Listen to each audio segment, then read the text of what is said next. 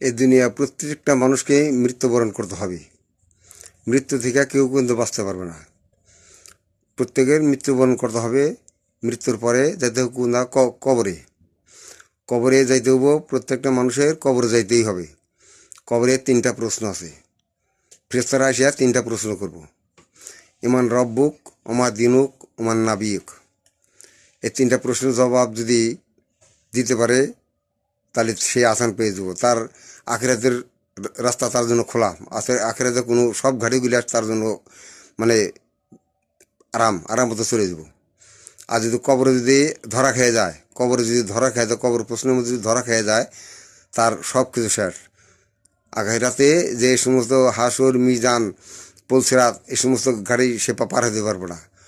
Main ঘাটি হলো কবর। কিয়ামতের মানে আখিরাতের প্রথম ঘাটি হলো কবর। কবরে যদি কোনো ব্যক্তি নাজাত পেয়ে যায়, এই 3টা প্রশ্নের জবাব যদি কেউ দিতে পারে তাহলে সে খালাস পেয়ে গেল গা। আখিরাতের জন্য সে খালাস পেয়ে গেল গা। আর যদি এই 3টা প্রশ্নের জবাব কেউ না দিতে পারে তাহলে তার কঠিন আযাব শুরু হয়ে যাবে গা। কাজেই আর খাঁটি ইমানদার, ভালো খাঁটি ইমানদার যে তার রুহুটা মালাকুত মউত, মানুষজন মৃত্যুর সময় হয়, ইমানদারের রুহুটা মালাকুল মউত খুব আসানের সাথে তার রুহুটা বের করে।